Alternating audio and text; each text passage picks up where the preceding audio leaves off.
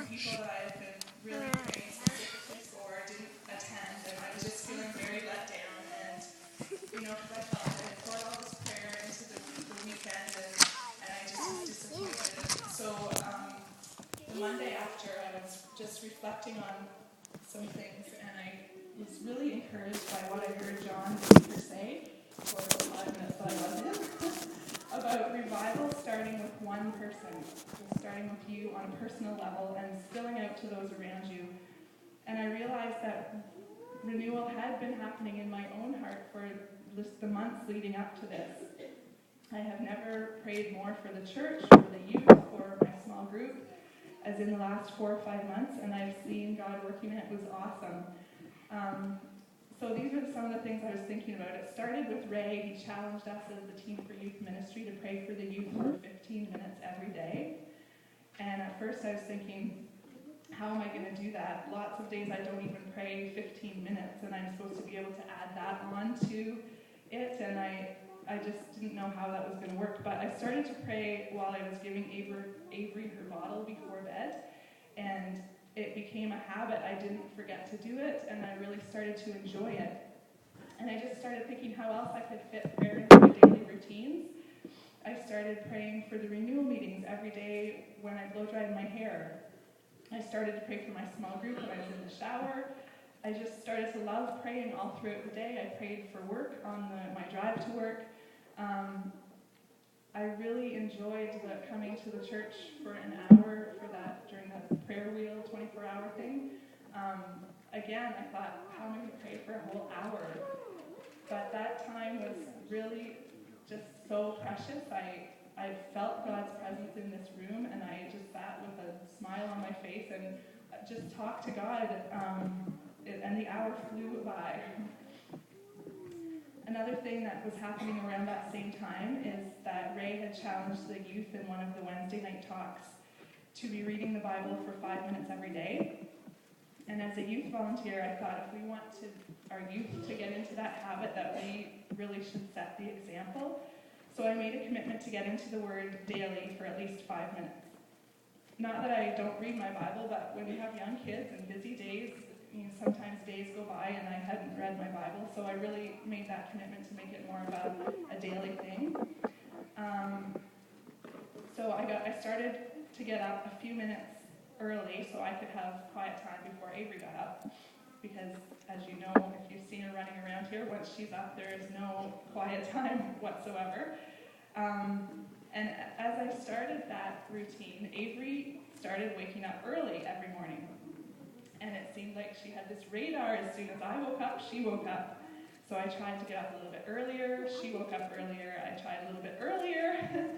She woke up earlier. I was feeling very frustrated. I prayed and I asked others to pray that she would sleep. And I was praying, God, I know that you want me to spend time with you. I know that this is in your will, so why are you not answering this prayer? Like, what are you trying to tell me?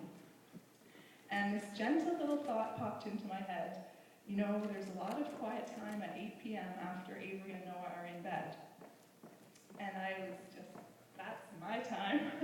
That's when I relax and unwind and watch TV and do my thing. And I don't really want to do that.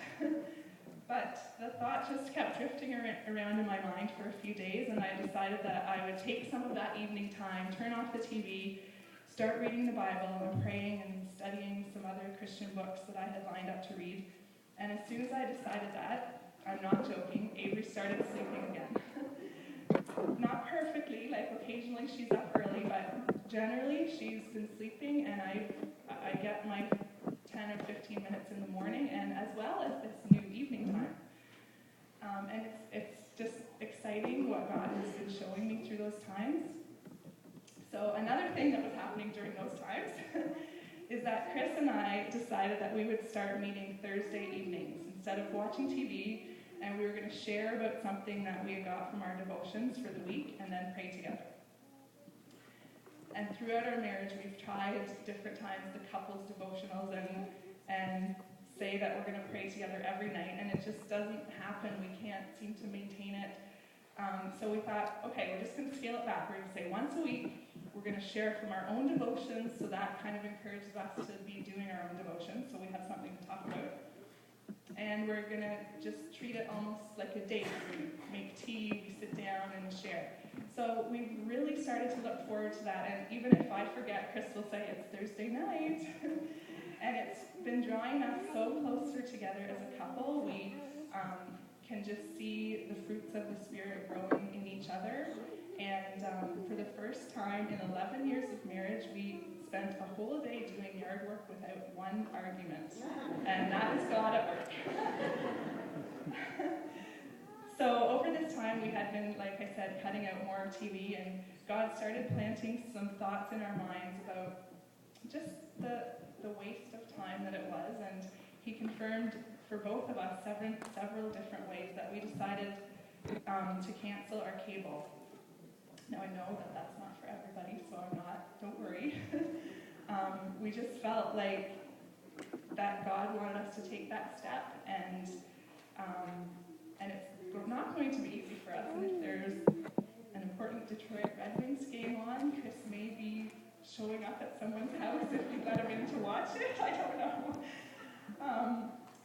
So anyways, all of these things were kind of what I was reflecting on that Monday after the renewal weekend, and I realized that instead of feeling disappointed that the weekend didn't meet all my expectations, I'm just going to be excited about the renewal that God has started in my heart and in my family, and I'm going to commit to pray for those who were impacted and pray for others in the church that they will be impacted by the Spirit working in us and spilling out into those around us.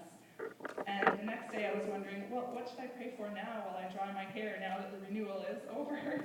And my immediate next thought was, I'll just keep right on praying for renewal to continue in our church, because I'm excited to keep praying and look forward to see what God's going to